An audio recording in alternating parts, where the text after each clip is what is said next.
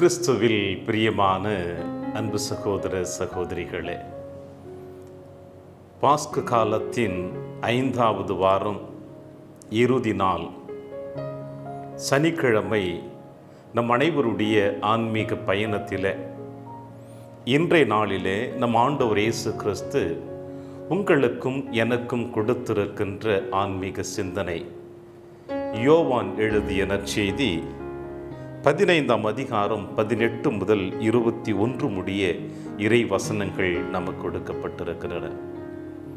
இந்த இறை வார்த்தையில் முதல் அத்தியாயத்திலேயே இயேசு சொல்லுகின்ற வார்த்தை சற்று நம் ஒவ்வொருடைய உள்ளத்தையும் அசைத்து பார்க்கக்கூடிய வார்த்தையாக இருக்கிறது.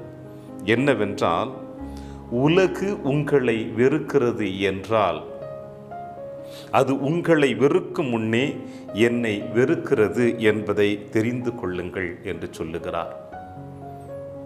தன் பிள்ளைகளுக்கு ஆபத்து வருகின்ற பொழுது எப்படி ஒரு தாய் தன் பிள்ளையை ஓடோடி வந்து அரவணைத்து கொண்டு அந்த ஆபத்திலிருந்து தன் குழந்தையை பெற்றவள் பாதுகாப்பது போல, இயேசு இன்று உங்களுக்கும் எனக்கும் ஒரு ஆறுதல் வார்த்தையை தருகிறார்.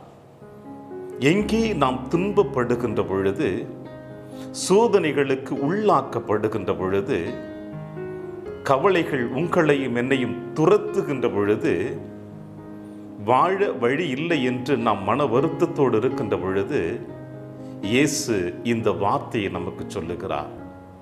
உலகம் உங்களை வெறுக்கிறது என்றால் முதலில் நீங்கள் அறிந்து கொள்ளுங்கள், உங்களை வெறுப்பதற்கு முன்னதாக என்னை இந்த உலகம் வெறுத்து விட்டது என்று சொல்லுகிறார்.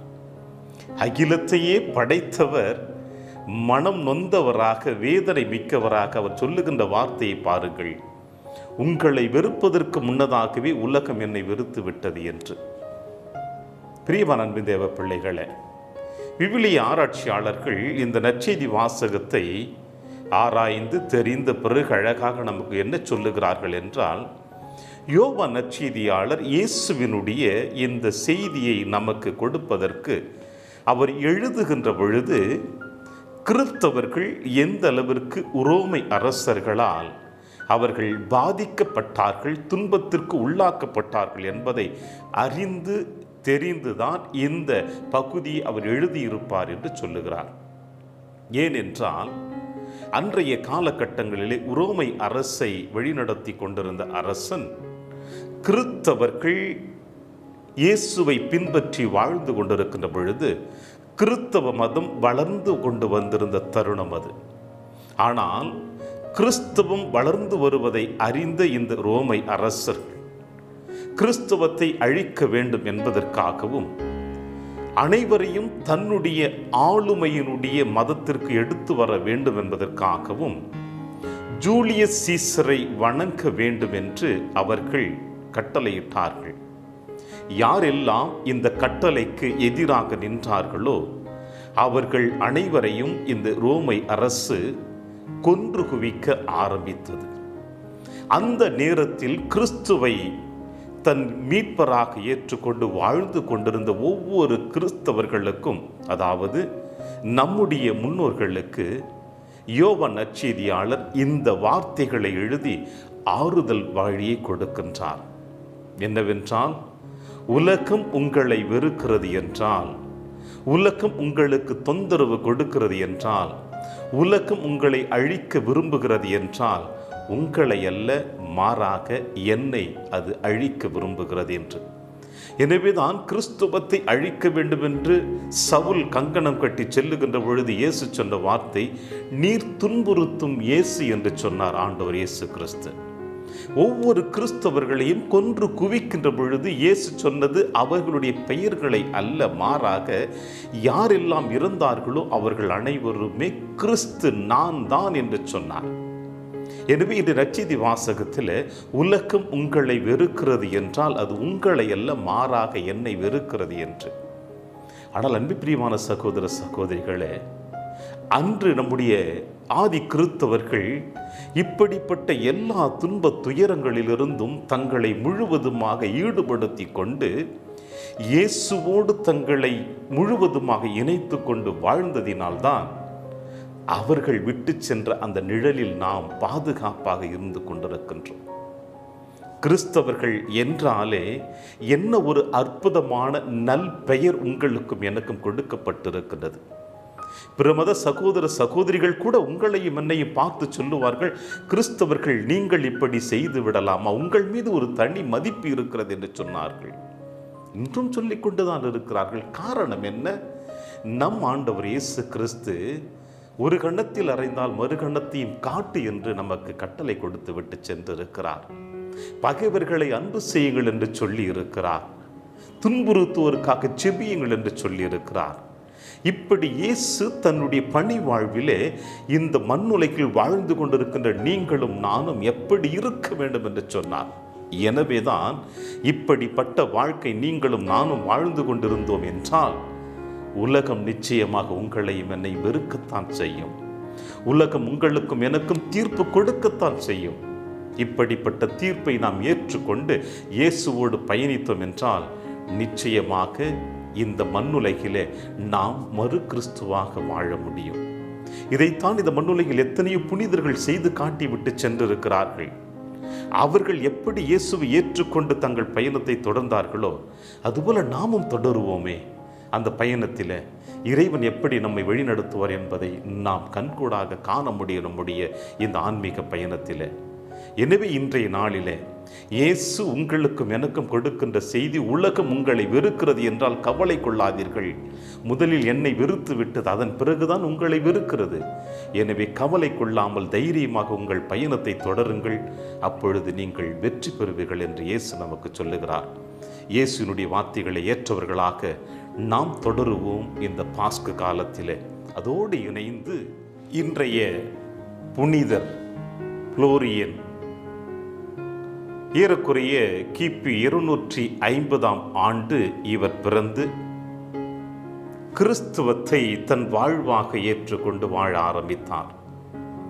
இவருடைய பெற்றோர்கள் இவருடைய பிறப்பினுடைய வரலாற்று நிகழ்வுகள் சரியாக கிடைக்காத காரணத்தினாலும், ஆனால் இவர் எப்படி கிறிஸ்துவத்தை தன் வாழ்வாக ஏற்றுக்கொண்டு வாழ்ந்தார் என்பதை அவருடைய வரலாற்று செய்தி அழகாக சொல்லுகிறது. ரோமை அரசவையிலே ஒரு படை தளபதியாக அவர் பணியாற்றி இருக்கிறார். பணியாற்றி கொண்டிருக்கின்ற பொழுது ரோமை அரசுக்குள் இருந்த எத்தனையோ நல்வுள்ளங்கள் கிறிஸ்தவ வாழ்வை ஆரம்பித்ததினால் இதை கேள்விப்பட்ட அரசன் தன் படைத்தலைமைகள் அனைவரையும் அழைத்து யாரெல்லாம் கிறிஸ்துவத்தை பின்பற்றுகிறார்களோ அவர்களை கொன்று குவிக்க ஆணையிடுகிறான். அனைத்து படைத்தளபதிகளும் அரசனுடைய வார்த்தை ஏற்று அவனுடைய வார்த்தைக்கு கீழ்ப்படிந்து கிறிஸ்தவர்களை கொன்று குவிக்க செல்லுகிறார்கள். புளோரியன் மட்டும் என்னால் அது முடியாது, ஏனென்றால் நானும் ஒரு கிறிஸ்தவன் என்று அழகாக சொல்லி முடிக்கிறார். இந்த வார்த்தையை கேட்ட உடனே அரசன் இன்னொரு படை தளபதியை அழைத்து இவனை கொன்று குவித்து விடு என்று ஆணையும் இடுகிறார். இந்த படை தளபதி புளோரியனை அழைத்து, உனக்கு ஒரு வாய்ப்பு கொடுக்கிறேன் நான், இந்த வாய்ப்பை நீ பயன்படுத்தி கொண்டு கிறிஸ்துவை மறுதலித்து வாழ ஆரம்பி என்று சொன்னார். ஆனால் புளோரியன் அழகாக சொல்லிவிட்டார், என்னை நீ கொன்று குவித்தாலும், என்னை நீ தீயிலிட்டு கருக்கினாலும் தீயின் வடிவிலேயே நான் இறைவனிடம் சென்றடைவேன் என்று மார்தட்டி சொல்லி இருக்கிறார். இந்த வார்த்தையை கேட்ட அந்த படை தளபதி இவரை தோல் உரித்து அடித்து துன்புறுத்தி இருக்கிறார்.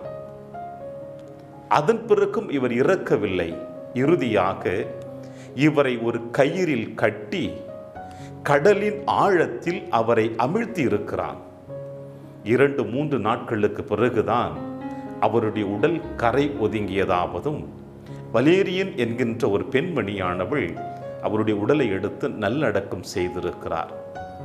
அன்பார்ந்த சகோதர சகோதரிகளே, இந்த நற்செய்தி வாசகத்தில் இயேசு சொன்ன வார்த்தை, உலகம் உங்களை வெறுக்கிறது என்றால் அது உங்களை அல்ல, மாறாக என்னை வெறுக்கிறது என்று சொன்னார். இந்த புளோரியன் கிறிஸ்துவை தன் வாழ்வாக ஏற்றுக்கொண்டதினால் அவனையும் கிறிஸ்தவத்தையும் கிறிஸ்தவையும் அவர் எதிர்த்தது இந்த உலகம். ஆனால் அவர் விடாமுயற்சியோடு இறைவனை தன் வாழ்வாக ஏற்றுக்கொண்டு வாழ்ந்ததினால்தான் உயிரோடு தோலுரிக்கப்பட்டும் அடித்தும் இறுதியாக அவரை கயிறில் கட்டி கடலின் ஆழ்தளத்தில் அவரை இறக்கிய பிறகு இறைவனுடைய கரத்தில் தன் ஆவியை ஒப்படைத்திருக்கிறார். எனவே இன்றைய நாளிலே இந்த மாபெரும் புனிதருடைய வாழ்க்கை சரித்திரத்தை நாம் உள்வாங்குகின்ற பொழுது மீண்டும் மீண்டுமாய் ஒவ்வொரு நாளும் அன்னையாம் திரு அவை உங்களுக்கும் எனக்கும் ஒரு புனிதருடைய வாழ்க்கை சரித்திரத்தை வெளிப்படுத்துகிறது என்றால் அடிப்படை காரணம் என்ன? நாமும் கிறிஸ்துவை ஏற்றுக்கொண்டதினாலும் கிறிஸ்து நம் மீட்பர் என்பதினாலும் நமக்கு விண்ணக வாழ்வு இருக்கிறது என்று நாம் நம்பிக்கையோடு விசுவாசத்தோடு வெறும் வார்த்தையினால் வாழ்ந்து விடாமல் அதை வாழ்வாக மாற்றி காட்ட அன்னையாம் திரு அவை நமக்கு அழைப்பு கொடுக்கிறது. எனவே பாஸ்கு காலத்தின் இந்த 5வது வாரத்தை நிறைவு செய்யக்கூடிய நாளிலே உலகம் உங்களை வெறுக்கிறது என்று கவலை கொள்ளாதீர்கள், உன் உறவுகள் உங்களை வெறுக்கிறது என்று கவலை கொள்ளாதீர்கள், உங்கள் உடல் உங்களுடைய ஆன்மாவை வெறுக்கிறது என்று கூட கவலை கொள்ளாதீர்கள். ஏனென்றால் இந்த உலகம் உலகு சார்ந்தது, உலகத்திற்கு நாம் சார்ந்தவர்கள் அல்ல. நாம் அனைவருமே ஒரு திருப்பயணிகள். நாம் விண்ணகத்தை நோக்கி பயணம் செய்யக்கூடியவர்கள். விண்ணகத்திலிருந்து நாம் இந்த மண்ணுலகிற்கு ஒரு உடல் ரீதியாக இறைவன் நம்மை வழி அனுப்பி வைத்திருக்கிறார். மீண்டும் ஆன்மீக ரீதியாக நம் ஆன்மாவை இறைவனிடம் எடுத்து செல்லக்கூடியது உங்களுடைய என்னுடைய கடமையாக இருக்கிறது. எனவே இறைவனுடைய வார்த்தை ஏற்றுக்கொள்வோம், கவலை கொள்ளாமல் இறைவனோடு பயணிப்போம். அப்பொழுது நாமும் புளோரியனை போல இந்த மண்ணுலகில் கிறிஸ்துவனுடைய சாட்சிகளாக இருப்போம் என்ற நம்பிக்கையோடு தொடருவோம் இந்த பயணத்தில். இறையாசிர் என்றும் உங்களோடு.